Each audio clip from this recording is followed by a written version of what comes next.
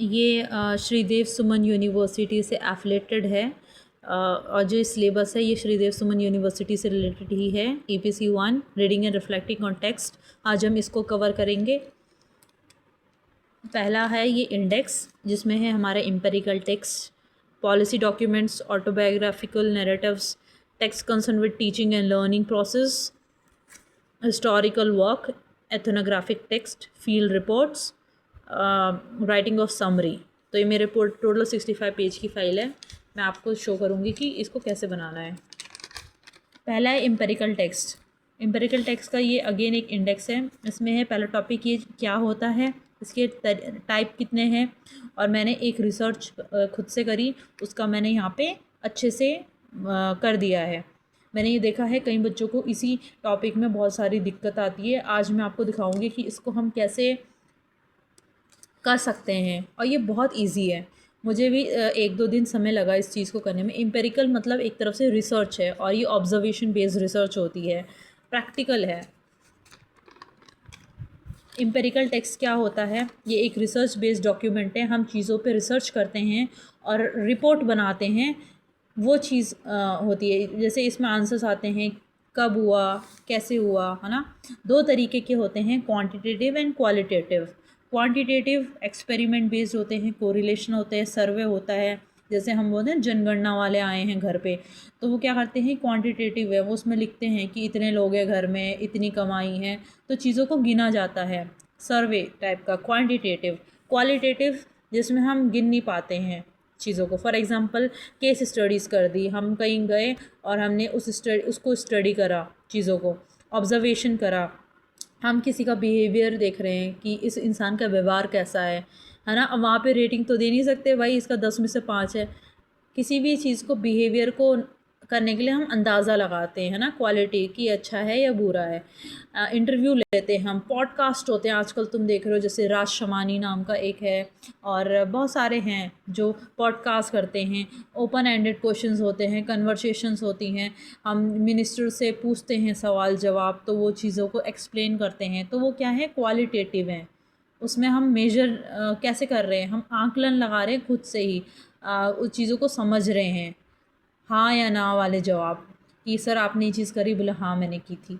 तो ऐसे से करके जैसे डेवलपमेंट हो रहा है, हाँ हो रहा है। और जो सर्वे होता है उसमें हम क्या करते हैं, चीज़ों को गिनते हैं। समझ आया एम्पेरिकल क्या होता है। एम्पेरिकल में देखो 5 चीज़ें होती है। टाइटल होता है, आप किस चीज़ पे रिसर्च कर रहे हो। एब्स्ट्रैक्ट, क्या एब्स्ट्रैक्ट तब आता है जब आप उस जो आप रिसर्च कर रहे हो, अगर वो किसी एडिटोरियल या किसी न्यूज़पेपर में वो चीज़ छप रही है, तो आप एब्स्ट्रैक्ट तब लिखते हो, वरना आप इंट्रोडक्शन लिखते हो। और जैसे हमें फ़ाइल देनी है अब कॉलेज में, हमें ये चीज़ हमारी कहीं और नहीं छपेगी, ये कॉलेज में ही रहेगी, तो ये इंट्रोडक्शन लिखेंगे हम डायरेक्ट, ठीक है। मेथड क्या है, मैंने किस तरीके से उस चीज़ की जांच पड़ताल करी, मैंने क्वेश्चंस पूछे। फॉर एग्जांपल अगर मुझे किसी से पॉडकास्ट करना है तो मैं क्वेश्चंस पूछूंगी, तो मैं लिखूंगी मैंने क्वेश्चन पूछे थे, क्वेश्चनरी मेथड मेरा। रिज़ल्ट, अब उस चीज़ का क्या रिज़ल्ट आया, ऑफ कोर्स किसी ना किसी चीज़ का तो आता ही है ना, आखिर में, कि आप उस चीज़ से क्या समझे, क्या सीखे। और कंक्लूजन, निष्कर्ष, उसकी समरी, राइट, समझे। ये 5 चीज़ होती है। तो पहला है गोइंग, मैंने UPI ले लिया, ठीक है। UPI क्या है, आजकल हर कोई यूज़ कर रहा है, राइट। हमें कहीं सब्ज़ी लेनी है, हम UPI कर देते हैं, कैशलेस। अब हमें पैसे ले जाने की हर जगह ज़रूरत नहीं है, फ़ोन से स्कैन करो QR कोड और पैसे ट्रांसफ़र कर दो डायरेक्ट बैंक पे, राइट। तो ये चीज़ें मैंने इस पे रिसर्च करी, छोटी सी। तो मैंने बोला title going cashless, study awareness. मेरा ये टॉपिक है कि कितने लोग अवेयर हैं UPI से, कितने लोग यूज़ कर रहे हैं, ठीक है। तो मैंने इंट्रोडक्शन लिखा कि UPI क्या है, ठीक है, इससे स्पीड ट्रांजैक्शन हो रहा है, ये हो रहा है, एक्सेट्रा एक्सेट्रा। और मैंने इसमें लिख दिया कि मैंने अपने ही कॉलेज के 10 बच्चों से ये सर्वे किया है, मैंने क्वेश्चन पूछा है, ठीक है। मैंने उनसे क्वेश्चन पूछा है, मैंने अपना थोड़ा बता दिया इंट्रोडक्शन में, जो कि मेथड का भी एक हिस्सा है, थोड़ा सा एक्सप्लेन किया। अब देखो ये जैसे मैंने अच्छे से लिखा है, सेविंग अकाउंट, ये होता है ना UPI के अंदर नहीं होता, ये 3-4 चीज़ें, मैंने इसको अच्छे से लिख दिया। अब UPI यहाँ तक इंट्रोडक्शन था मेरा 1.5 पेज का। अब है इसका एडवांटेजेस क्या है, इससे क्या हो रही है, फ़ास्ट पेमेंट ऑफ बिल हो रही है ना, बिल हम फास्ट पेमेंट से कर सकते हैं। इसमें बायोमेट्रिक है, पिन है, और हर कोई हम मतलब कोई भी किसी और का यूज़ नहीं कर सकता है। इसमें हम अपना पासवर्ड लगा सकते हैं ऐसे ऐसे करके। अब मैंने क्वेश्चंस क्या क्या पूछे, अब है मेन नेम, मैंने नाम पूछा, ये ऐसे ही लिख रखा नेम कोर्स, अपने 10 बच्चों से ही तो करा मैंने। अब यहाँ से है असली 6 से कि क्या आप UPI बेस्ड पेमेंट ऐप अभी यूज़ करते हो, हाँ या ना। तो किसी ने बोल दिया हाँ मैं करता हूँ, तो येस। कितनी बार आप करते हो, मतलब दिन में 3-4 बार, या सिर्फ एक दिन में एक बार, या हफ्ते में 2 या 3 बार, या कभी नहीं, या रेयरली। तो ऐसे बच्चों ने मुझे बताया, आंसर टिक करा, ठीक है। For what purpose do you mostly use UPI, आप किस चीज़ के लिए UPI ज़्यादा यूज़ करते हो, खाने कैंटीन का फूड मतलब जो बिल आता है उसको पे करने के लिए, मोबाइल रिचार्ज के लिए, दोस्तों को देने के लिए, या ऑनलाइन शॉपिंग आप करते हो उसमें जैसे फ़्लिपकार्ट, मीशो वगैरह हम यूज़ करते हैं तो उसमें UPI का यूज़ करते हैं। तो कहीं कुछ लोगों ने ये बोला, किसने ये बोला कि आप कहाँ यूज़ करते हो, आपको कितना सेटिस्फेक्शन है, दूसरा क्वेश्चन, आपको कितना सेटिस्फेक्शन है, 1 2 3 4 5, यहाँ पे रेटिंग होगी, यहाँ पे क्वांटिटेटिव हो गया, राइट। कि किसी ने बोला मुझे 4 स्टार में दूंगा UPI को, 3 स्टार दूंगा, ऐसे करके। स्पीड कितनी अच्छी लग रही है आपको, 1 2 3, किसी को कोई बोलेगा नेटवर्क की वजह से इशू आ रहा है ना, तो स्पीड कम है।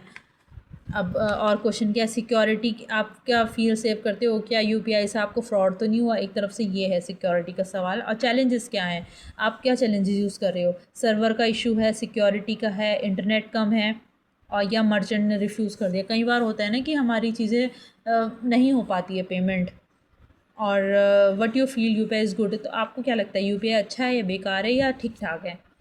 तो मैंने ये एक क्वेश्चनरी बनाया, ठीक है। अगर मैं गूगल फॉर्म बनाती, गूगल फॉर्म में भी मैं ये चीज़ कर सकती हूँ, बट फिर उसमें मुझे असली में चाहिए 10-12 बच्चों का रिस्पॉन्ड, और वो रिस्पॉन्ड की फिर मुझे रिपोर्ट भी इसमें चिपकानी पड़ेगी गूगल फॉर्म की।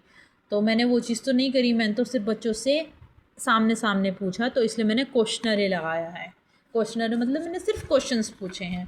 अब मैंने इसमें क्या करा, पहले हाइपोथेसिस लिया कि हाइपोथेसिस, देखो साइंस के स्टूडेंट हो ना आप, तो 3-4 चीज़ें होती है।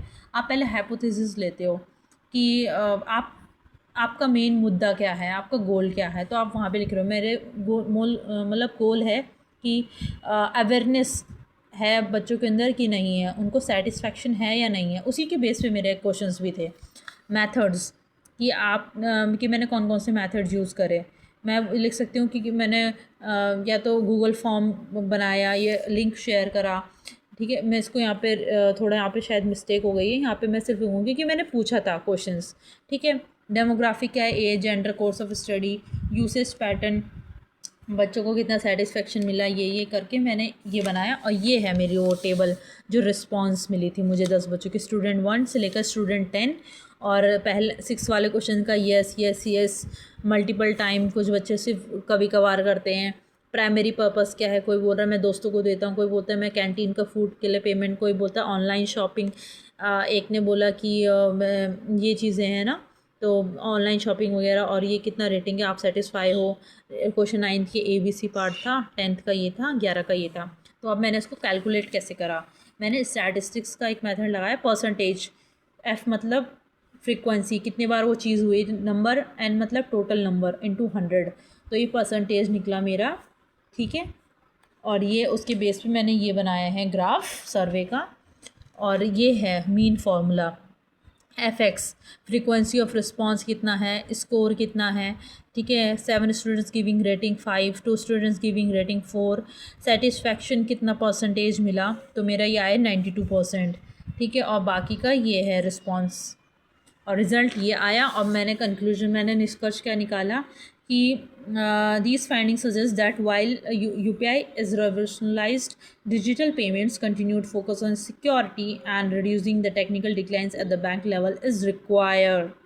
कि UPI ने भले ही रिवोल्यूशनाइज्ड कर दिया है एक तरह का, मैं बोलूँगी कि इससे डिजिटल जो पेमेंट्स हैं वो तो अच्छी हुई हैं, बट इसमें कहीं ना कहीं सर्वर इशू आ जाता है। जैसे हम पहाड़ी रीजन्स में जाएंगे ऊपर तो देखोगे आपकी नेटवर्क इशू हो जाता है, वहाँ पे यूपीआई काम नहीं करता है। तो इन चीज़ों को पे सरकार को काम करने की ज़रूरत है।